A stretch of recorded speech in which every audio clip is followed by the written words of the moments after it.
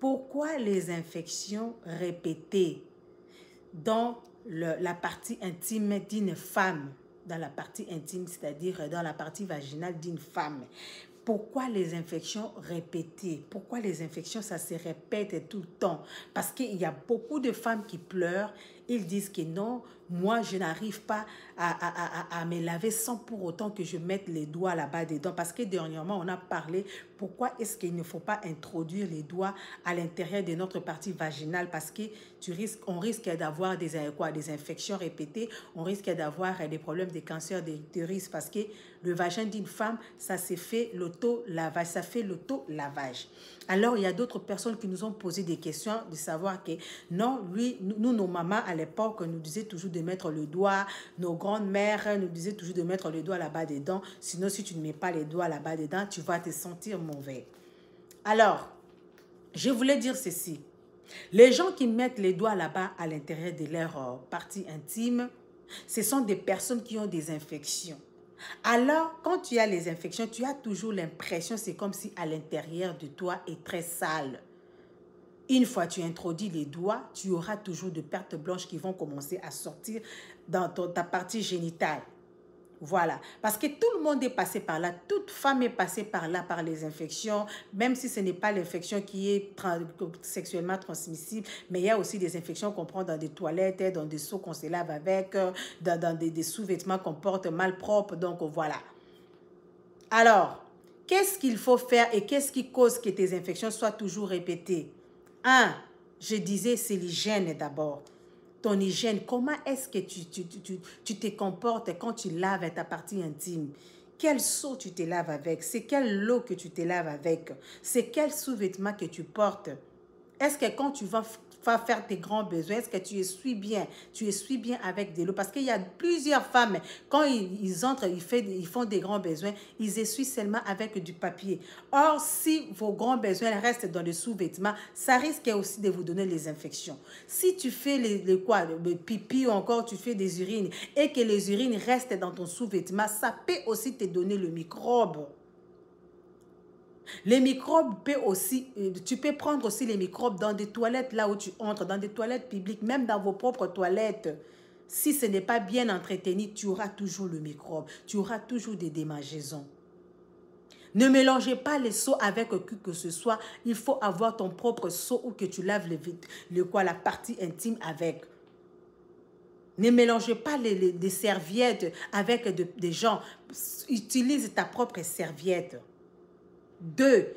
D'autres infections viennent avec l'accouplement, c'est-à-dire tu as ton mari ou encore tu as ton petit ami et si ton petit ami a l'habitude de coucher avec d'autres filles, il va te donner des infections.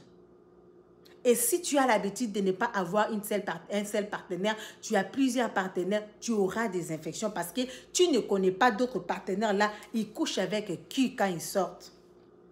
Alors faisons très attention. Parce que si toi, tu traites tes infections, sache-le que si tu rentres encore chez ton propre petit ami là, lui, il n'a pas traité son infection, il va te remettre cette infection-là. Donc, tu auras des infections en permanence. Tu vas prendre le médicament, une semaine, tu es bien. Dans la deuxième semaine qui suit, tu tombes encore malade, tu as encore des infections, tu as encore des infections vaginales, tu as encore des infections urinaires, tu as encore des démangeaisons, tu as encore. Il faut faire très, très attention. Quand tu as des infections, quand tu traites tes infections, il faut aussi que ton partenaire puisse traiter aussi son infection. Parce que quand vous vous accouplez, sache-le que les infections là est partagées. Tu n'es pas la seule à avoir. Tu as partagé ça avec ton partenaire. Alors, quand tu prends le médicament, tu dis à ton médecin que non, j'ai aussi un partenaire. On doit lui prescrire aussi le médicament. Lui aussi, il doit prendre. En ce moment-là, vous deux, vous êtes safe. Mais s'il n'y a que toi qui prends le médicament et que ton partenaire n'a pas pris du médicament, sache-le qu'une fois tu seras guéri et que tu vas t'accoupler avec lui, tu auras encore les infections. Donc, tu auras du mal à finir tes infections. Pour les personnes qui traitent leurs infections et qui ne veulent pas mettre de doigts là-bas.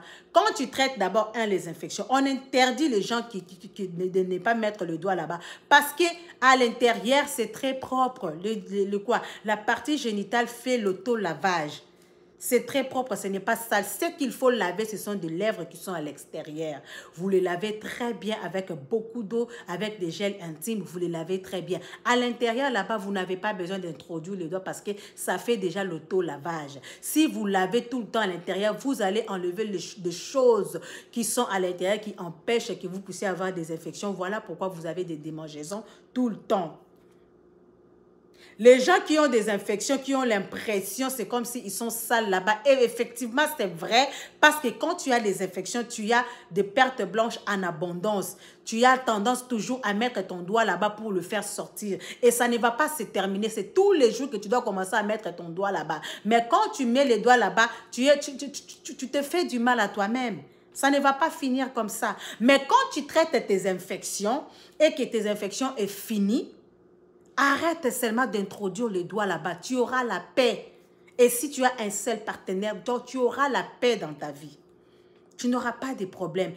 Tu n'auras pas de maladies, je ne sais pas, des cancers d'utérus, des infections. Parce que plus tu as des infections, plus tu le traites mal, ça risque d'aller s'accumuler et te causer encore beaucoup de maladies. Alors faisons très attention. Notre santé est primordiale. Notre santé est tellement important que si tu tombes malade, tu ne peux rien faire dans ta vie. Alors, mes amis, faisons très attention. Ne dites pas, oh non, à l'époque, nos mamans ne disaient pas comme ça. Nos mamans n'ont jamais eu de problème. Non, nos parents avaient, comment dirais-je? Ils avaient la honte là de dire ce qu'aujourd'hui, nous sommes en train de dire plus haut.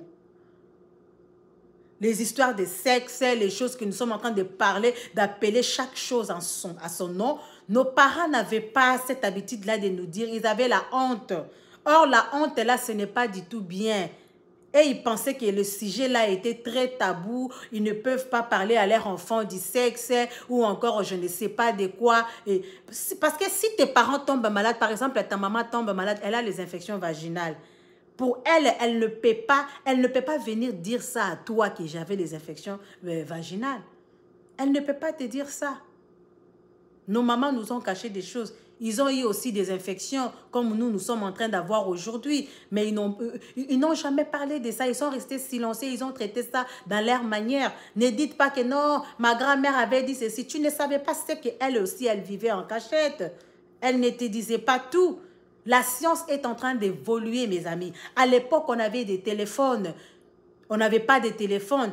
Et aujourd'hui, on a des téléphones, on commençait à communiquer. À l'époque, même les moyens de transport étaient difficiles. Aujourd'hui, nous avons des avions, nous avons des véhicules. On peut se déplacer partout où nous voulons dans le monde.